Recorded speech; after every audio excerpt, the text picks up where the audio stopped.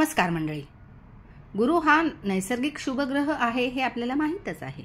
धनु आणि मीन राशीचा तो स्वामी आहे. 14 मे 2025 या दिवशी गुरु वृषभ राशीमधून मिथुन या राशीत प्रवेश करणार आहे. 14 मे पासून गुरु हा ग्रह 18 ऑक्टोबर 2025 पर्यंत मिथुन राशीतच असणार आहे. गुरु म्हणजे ज्ञान, सद्सद विवेक बुद्धी. आयुष्यात प्रत्येक शुभ कार्यामध्ये गुरुचे बळ महत्त्वाचे असते. गुरु हा सात्विक ग्रह आहे. गुरु ग्रहाला संतती, संपत्ती, वैवाहिक जीवन, आरोग्य, शिक्षण, करिअर या दृष्टीने महत्त्व असते. गुरु हा ग्रह एका राशीमध्ये साधारण वर्षभर राहतो. 14 मे 2025 रोजी सकाळी 2:30 हा ग्रह वृषभ राशीतून मिथुन राशीमध्ये प्रवेश करणार आहे. आपल्या 12 राशींना या गुरुग्रहाचा गोचराची काय फळे मिळणार आहेत ते आपण बघणारच आहोत. पण आत्ता सध्या मेष राशी ते कन्या राशीपर्यंत आपण त्यांचं भविष्य बघूया. मेष राशीच्या पराक्रम स्थानातून या गुरुचे भ्रमण आहे. मेष राशीचे लोक धाडसी, पराक्रमी, महत्त्वाकांक्षी स्वभावाचे असतात. स्वतःच्या बुद्धिमत्तेने, कर्तृत्वाने पुढे आलेले असतात. पराक्रम स्थानातील गुरु भावंडांशी संबंध सुधारणार आहे. धार्मिक कार्यासाठी सर्वजण एकत्रित जमणार आहेत. गुरु इथे पराक्रमाला वाव देतो. या गुरुची विवाह स्थानावर दृष्टी आहे. त्यामुळे ज्या मेष राशीच्या व्यक्तींचे विवाह रेंगाळले आहेत ते आता मार्गी लागतील. त्यांना गुरुबळ मिळणार आहे. भागीदारीतील आणि वैवाहिक जीवनातील संबंध निश्चितच मधुर राहतील. याच गुरुची भाग्यस्थानावर दृष्टी आहे. भाग्यस्थान हे पूर्वजन्माशी संबंधित असते. कालपुरुष कुंडलीत गुरु नवम स्थानाचा मालक आहे. त्यामुळे भाग्यस्थान हे गुरुचे स्वतःचे स्थान आहे. इथे गुरुची दृष्टी असता परदेशात जाण्याची संधी मिळते. विद्यार्थ्यांना परदेशात जाऊन शिक्षण घेण्याची संधी मिळते. वैवाहिक जोडीदाराबरोबर परदेशात जाण्याची संधी मिळेल. धार्मिक सहली घडतील. या गुरुची लाभस्थानावर दृष्टी आहे. लाभस्थान हे जीवनातील सर्व प्रकारचे लाभ दर्शविते. इथे असणारी गुरुची दृष्टी संतती, संपत्ती, वैवाहिक जीवन, आरोग्य, शिक्षण, करिअर, वाहन सुख, घर घेण्याचे योग दर्शविते. त्या दृष्टीने प्रयत्न केल्यास यश सहज मिळेल. आता आपण वृषभ राशीचे बघूया राशी भविष्य. वृषभ ही राशी पृथ्वी तत्वाची राशी आहे. या राशीचा स्वामी शुक्र आहे. शुक्र हे असुरांचे, दैत्यांचे गुरु आहेत, तर गुरु हे देवांचे गुरु आहेत. दोन्ही ग्रह एकमेकांचे शत्रू आहेत, पण दोन्हीही गुरु धनासाठी अतिशय महत्त्वाचे समजले जातात. वृषभ राशीच्या धनस्थानातून गुरु या ग्रहाचे गोचर होत आहे. धनस्थानालाच कुटुंबस्थान समजतात. कुटुंबस्थानातून धनस्थानातून गुरुचे गोचर कुटुंबाची वृद्धी, धनाची वृद्धी देते. गुरुला 3 दृष्टी आहेत, 5वी, 7वी आणि 9वी. गुरुच्या दृष्टीमध्ये अमृत असते. वृषभ राशीमध्ये गुरुची 5वी दृष्टी शत्रुस्थानावर पडते. त्यामुळे छोटे मोठे तसेच दीर्घ आजार या दृष्टीने नाहीसे होती आणि या दृष्टीमुळे शत्रूंच्या कारवायांवर मात करण्याची शक्ती असते. या दृष्टीमध्ये तर शत्रू कारवाया आपोआपच कमी होतील. वृषभ राशीवाल्या व्यक्तींना गुरुबळ मिळणार आहे. त्यामुळे त्यांचे विवाहासंबंधातील प्रश्न सुटण्याची शक्यता आहे. वृषभ राशीच्या 8व्या स्थानावर गुरुची दृष्टी आहे. 8वे स्थान हे पूर्वजन्माशी संबंधित समजले जाते. या स्थानातून अचानक धनलाभ होतो.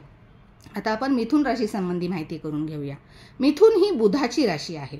गुरु लग्नस्थानातून गोचर करीत आहे. गुरुबळ मिळाल्यामुळे विवाह योग येणार आहे. गुरुची 5वी दृष्टी पंचम स्थानावर, संतती स्थानावर असल्याने संततीची इच्छा असणाऱ्या व्यक्तींना संतती होईल. तसेच काही लोकांना परदेशात जाऊन शिक्षण घेण्याची संधी मिळेल. तसेच उच्च शिक्षण घेण्यासाठी गुरुची मदत होईल. गुरुची दृष्टी सप्तम स्थानावर असल्याने वैवाहिक जीवनात तसेच व्यवसायात, भागीदारीत निश्चित चांगले लाभ मिळतील. जोडीदाराबरोबर बाहेर फिरायला जायची संधी मिळेल. वैवाहिक संबंध सुधारतील. नवम स्थानावर गुरुची 9वी दृष्टी आहे. त्यामुळे परदेश गमन हे शिक्षणासाठी होईल.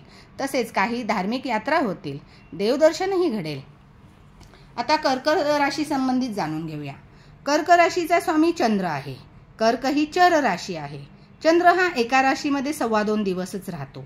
म्हणून या राशीला चंचल राशी असेही म्हटले जाते. ही राशी भावनाप्रधान राशी आहे. कर्क राशीच्या व्ययस्थानातून गुरुचे गोचर आहे. गुरु हा नैसर्गिक शुभ ग्रह असल्याने व्ययस्थानात अशुभ फळे कमी मिळतील किंवा त्याची तीव्रता कमी असेल.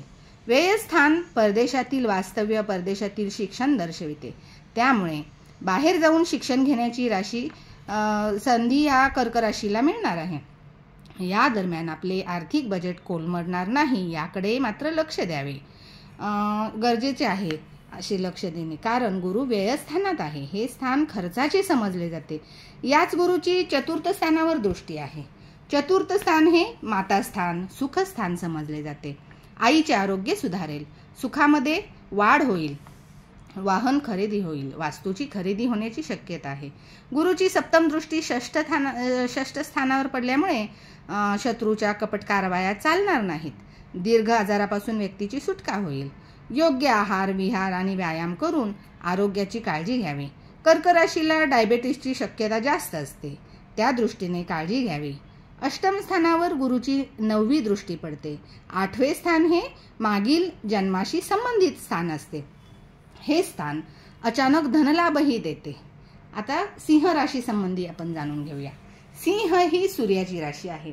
या लोकांच्या अंगात जन्मताच लीडरशिपचा गुण असतो, परंतु हे लोक थोडे आळशी असल्याने यांना आरोग्याचा त्रास संभवतो. सिंह राशीच्या लाभस्थानात मिथुन राशी येते. त्यामुळे 18 ऑक्टोबरपर्यंत सर्व प्रकारचे चांगले लाभ या व्यक्तींना मिळण्याची शक्यता आहे. वाहन खरेदी, वास्तू खरेदी होईल, तसेच संततीचे सुखही मिळेल. या गुरुची अमृत दृष्टी पराक्रम स्थानावर आहे. पराक्रमाला निश्चितच चांगला वाव मिळेल आणि भावंडाशी संबंध सुधारतील. खेळीमेळीचे वातावरण घरामध्ये राहील. या गुरुची सप्तम दृष्टी पंचम स्थानावर असल्याने शिक्षण, संतती, प्रेमसंबंध या संदर्भात अपेक्षित फळे व्यक्तीला मिळतील.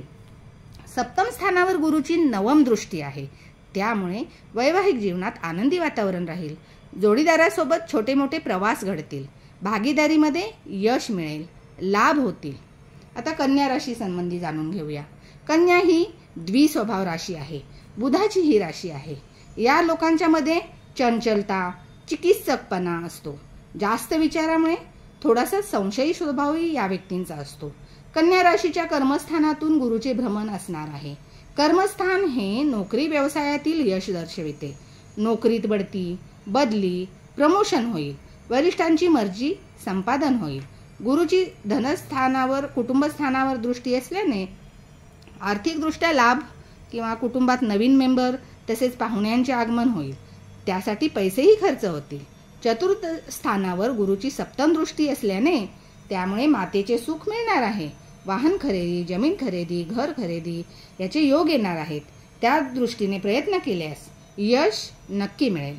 गुरुची षष्ठ स्थानावरची दृष्टी शत्रूच्या कारवाया तसेच आजारपण होऊ देणार नाही. ही माहिती आपल्यास आवडली असल्यास व्हिडिओ लाईक करा, चॅनल सबस्क्राईब करा, शेअर करा. धन्यवाद.